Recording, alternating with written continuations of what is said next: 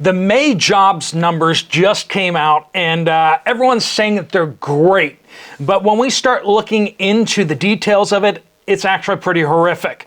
Friends, honest work out there is going extinct. Not only are the jobs disappearing for people who are trying to work hard, but people are being forced out of full-time jobs into part-time jobs and forced into multi-part-time jobs to replace the main full-time jobs they've lost. We're going to look at some wages. We're going to look at the footnotes that are buried in this stupid report that the government is issuing yet again. They're lies stacked upon lies, and we're going to delve into that and show you exactly what they're doing and what they're not telling us to our faces. Let's jump into it, folks.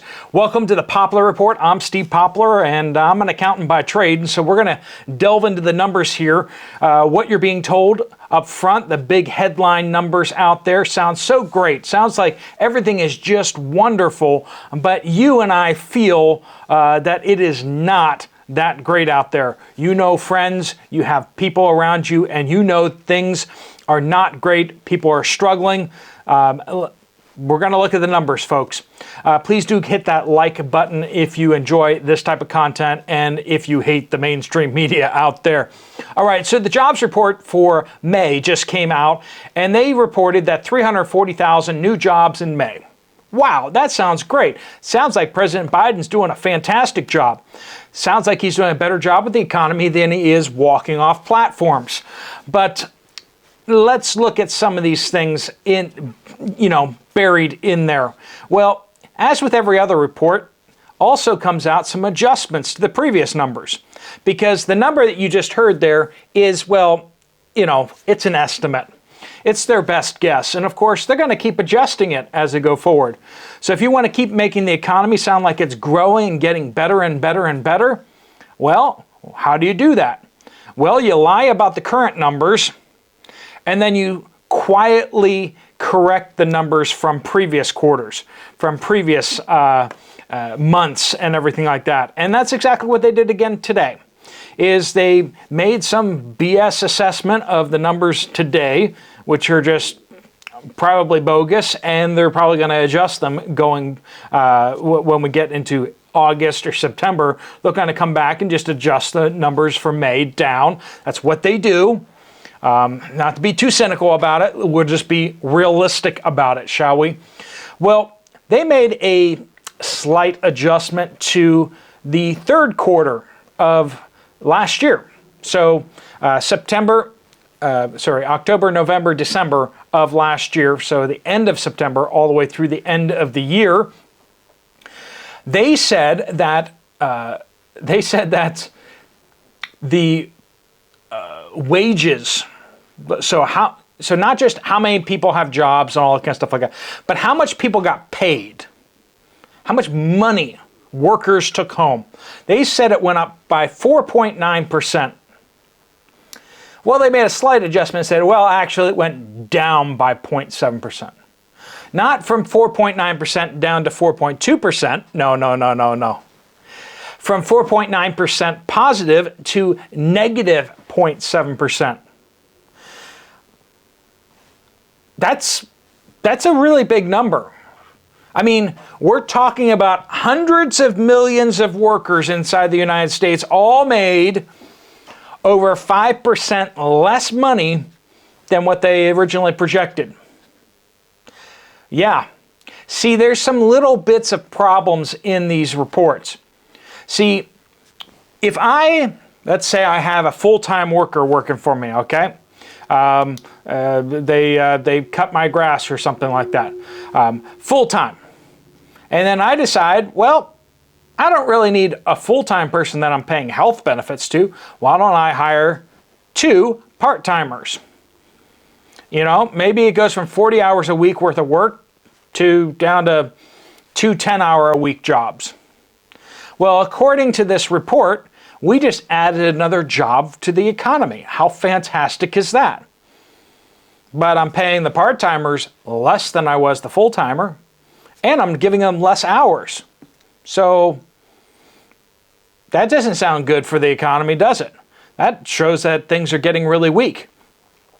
If you look at the numbers last year from March through the end of December, all the jobs added with this report, they added a whole bunch of jobs.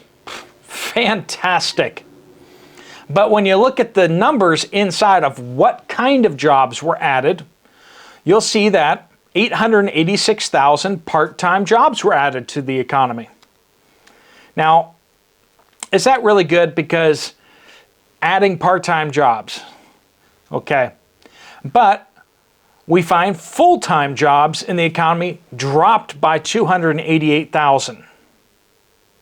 So you could almost kind of take that number and just say, well, we lost 288,000 full-time jobs and we replaced them with, basically 3 part-time jobs for every full-time job we lost.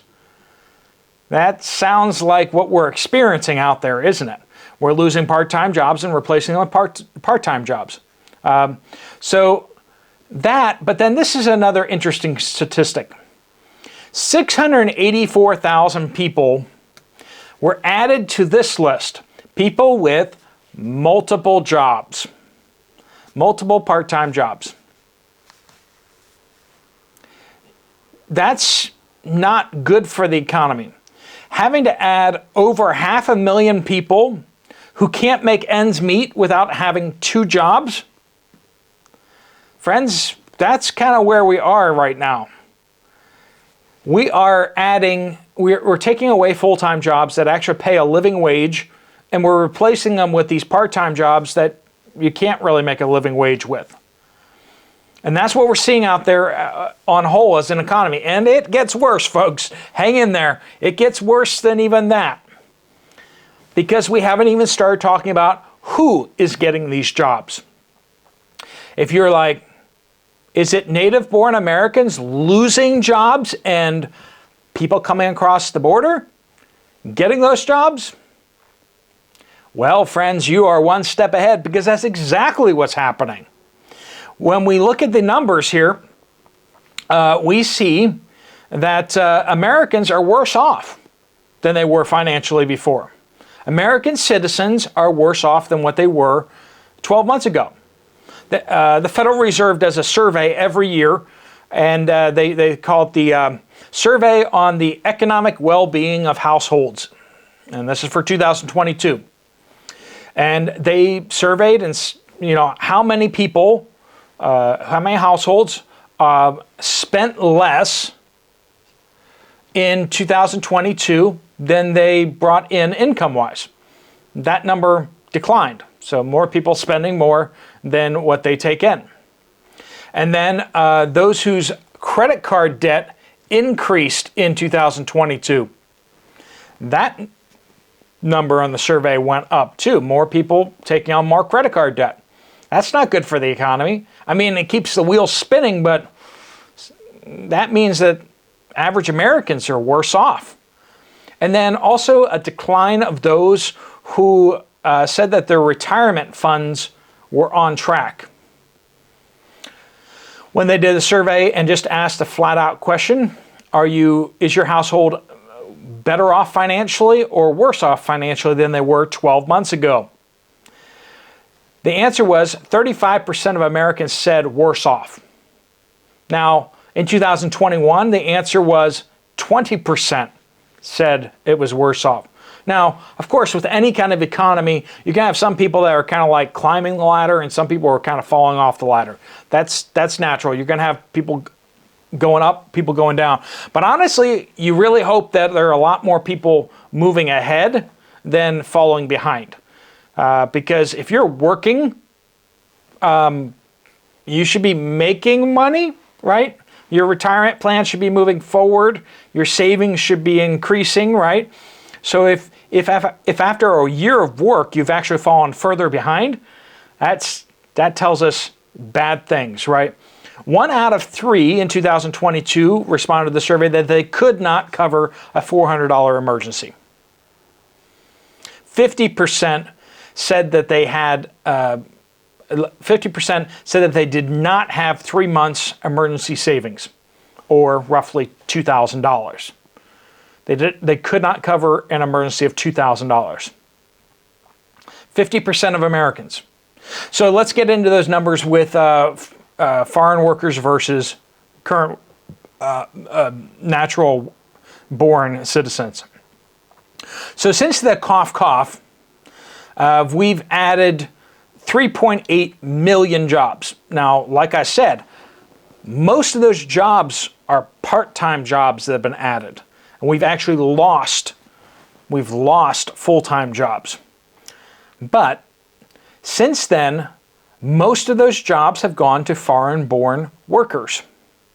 Now, that could be legal immigrants or illegal immigrants.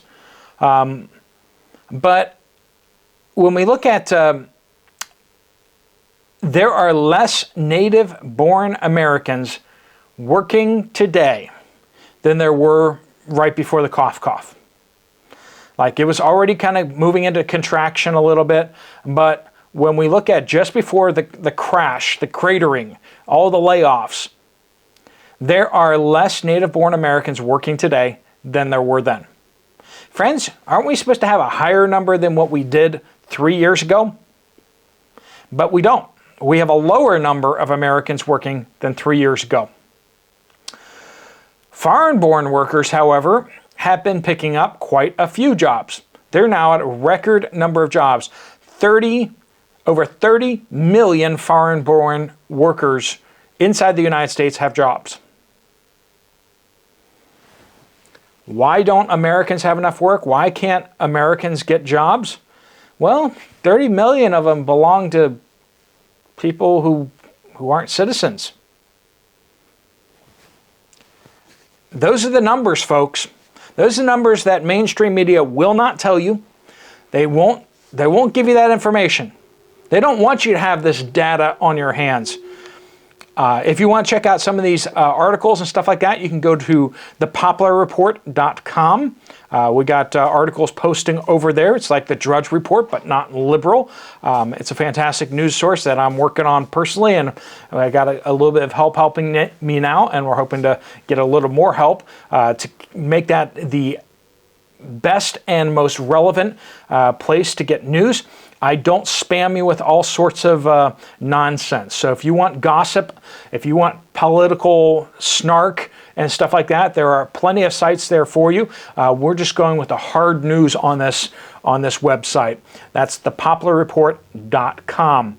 If you found this video to be useful or helpful, you might want to check out another video from this channel right here. I'll see you over there, or I'll see you guys later. Steve Poplar of the Poplar Report, out.